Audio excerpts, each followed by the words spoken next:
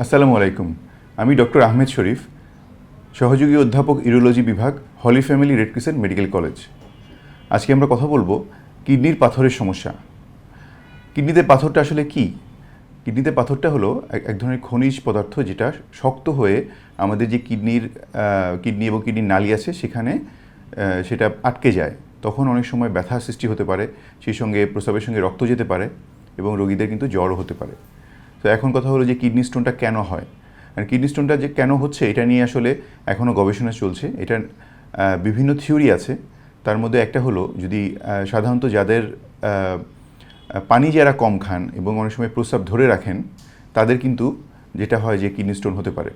এছাড়া যাদের প্রস্রাবের ইনফেকশন বেশি হয় বা ঘন ঘন প্রস্রাবের ইনফেকশন হয়, তাদেরও কিন্তু কিডনি স্টোন হতে পারে। কারো যদি ফ্যামিলি হিস্ট্রি থাকে, তার মানে কারো যদি পরিবারের বাবা, চাচা বা ভাই কারো যদি আগে স্টোনের হিস্ট্রি থাকে, তাহলে কিন্তু তার স্টোন হতে পারে।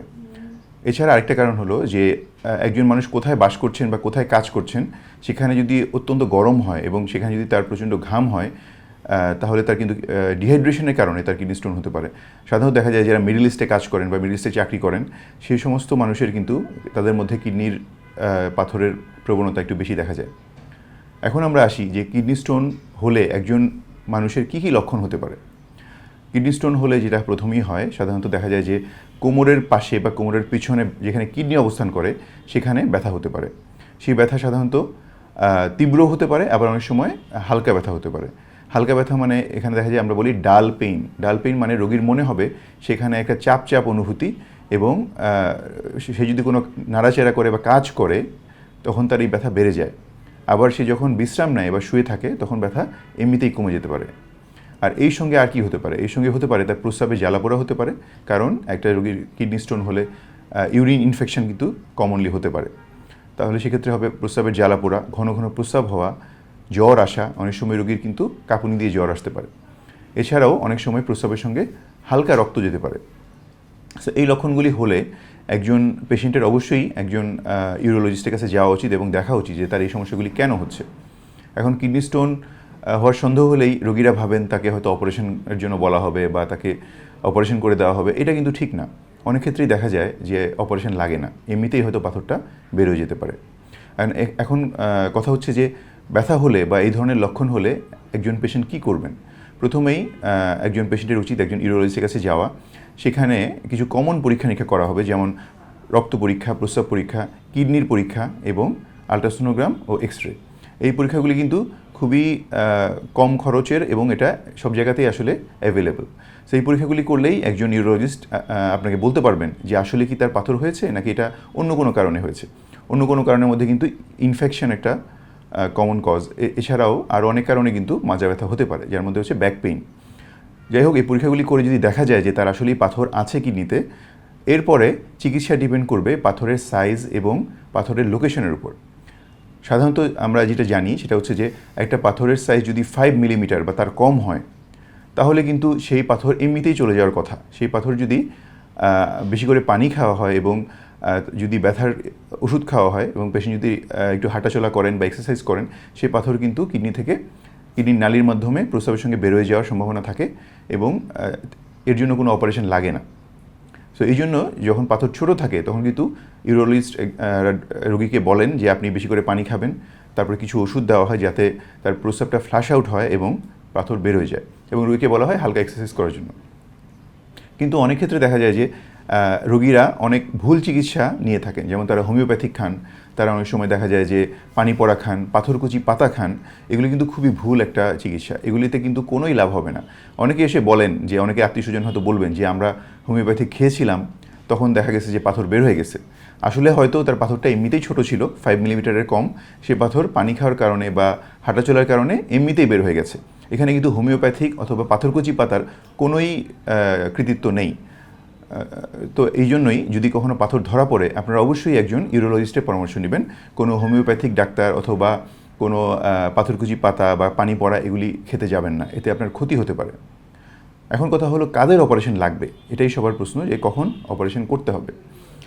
এখানে উল্লেখ্য যে যদি পাথরের সাইজ একটু বড় হয়, যেমন কত 5 মিলিমিটারের বড়, যেমন 1 সেন্টিমিটার, 1.5 সেন্টিমিটার, 2 সেন্টিমিটার এরকম হয়।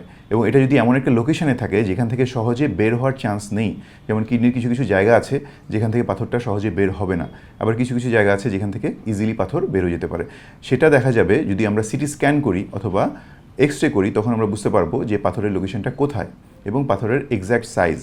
এগুলি নির্ণয়ের পর এবং একজন ইউরোলজিস্ট বলতে পারবেন যে এই পাথর বের হবে নাকি বের হওয়ার চান্স নেই। যদি বের হওয়ার চান্স না থাকে সেক্ষেত্রে আমরা শুধু অপারেশনের কথা বলি। এখন আপনারা বলতে পারেন যে অপারেশন কী কী অপশান আছে। আগের দিনে যেটা হতো, অনেক বড় একটা কাটা পিঠের পিছনে হতো, প্রায় 12 ইঞ্চি কাটার পর সেদিক দিয়ে কিডনি পর্যন্ত যাওয়া হতো এবং সেদিক দিয়ে কিডনির পাথরটা বের করে আনা হতো। এতে রোগীর কিন্তু অনেক সমস্যা হতো, রোগীর প্রচণ্ড ব্যথা হতো, অনেক সময় ইনফেকশন হতো, অনেক সময় দেখা যেত যে ডেহিসেন্স, তার মানে হচ্ছে যে ক্ষতটা আছে সেটা অনেক সময় খুলে যেত, ওখানে পুজ হতো। এ কারণে একটা ভীতির ব্যাপার ছিল যে একটা বড় অপারেশন লাগবে কিডনি পাথর বের করার জন্য। কিন্তু ইদানিং দেখা গেছে শতকরা 90% ক্ষেত্রেই কিন্তু আমরা কোনো বড় অপারেশন ছাড়াই মেশিনের মাধ্যমে এবং কোনো কোনো ক্ষেত্রে ছোটো ছিদ্রের মাধ্যমে পাথর বের করে নিয়ে আসি। এই প্রসিডিউরটাকে বলা হয় PCNL, পারকিউটেনিয়াস নেফ্রোলিথোটমি। যদি পাথর কিডনির মধ্যে থাকে এবং এর সাইজ যদি 0.5 সেন্টিমিটার বা 5 মিলিমিটার থেকে বড় হয় এবং মনে হয় যে পাথর বের হওয়ার চান্স নেই, সেক্ষেত্রে আমরা PCNL প্রসিডিউরটা করে থাকি। সেটা এখন ঢাকা শহরের বেশিরভাগ হাসপাতালেই, যেখানে ইউরোলজি বিভাগ আছে সেখানে অ্যাভেলেবল, এবং ঢাকার বাইরেও অনেক বড় বড় হাসপাতালে এই অপারেশন রেগুলার হচ্ছে। এক্ষেত্রে যেটা করা হয়, রোগীকে অজ্ঞান করা হয়, রোগীকে অজ্ঞান করার পরে তাকে আমরা উপর করে শুয়ে দিই। তারপর আমরা যে পাশে পাথর আছে সেখানে আমরা চামড়ার উপর দিয়ে ছিদ্র করে একটা পথ করি, যেটা সরাসরি কিডনির পাথর যেখানে আসে সেই পর্যন্ত চলে যায়। এবং এই পথ দিয়ে আমাদের স্পেশাল মেশিন আছে যাকে আমরা বলি নেফ্রোস্কোপ। এই নেফ্রোস্কোপের মাধ্যমে আমরা পাথরটাকে ভেঙে বের করে নিয়ে আসি এবং এখানে কমপ্লিট পাথরটাকে ক্লিয়ার করা হয়, কমপ্লিট ক্লিয়ারেন্স করা হয় পাথরের। এভাবে আমরা সেই ছিদ্রটা পরে একটা মাত্র সেলাইয়ের মাধ্যমে বন্ধ করে দিই। এরপরে দেখা যায় যে এই অপারেশনের পরে রোগী হয়তো 1 বা 2 দিন হাসপাতালে থাকেন এবং বেশিরভাগ ক্ষেত্রে তেমন ব্যথা হয় না, এবং অন্যান্য যে সমস্যা যেমন ব্লিডিং, ইনফেকশন, এগুলির চান্সও অনেক কমে যায়। আর এই সময় রোগীর কিডনিতে একটি নল পরিয়ে দেওয়া হয় যাকে আমরা বলি স্টেন্ট। এই স্টেন্টটা আমরা 1 মাস পর খুলি। এই অপারেশনের পরে রোগীকে আমরা 2 থেকে 3 দিন পরই ছেড়ে দেই এবং রোগী কিন্তু 7 দিন পরই হালকা কাজ করতে পারেন এবং 1 মাস পর পরিপূর্ণ সুস্থ হয়ে তার যে অফিস বা যে কর্মক্ষেত্র সেখানে জয়েন করতে পারেন। তো আজকে এই পর্যন্তই। আমরা কিডনি স্টোন সম্বন্ধে একটা আইডিয়া দিলাম, পরবর্তীতে আমরা আরও বিস্তারিত আলোচনা করব। সকলকে ধন্যবাদ।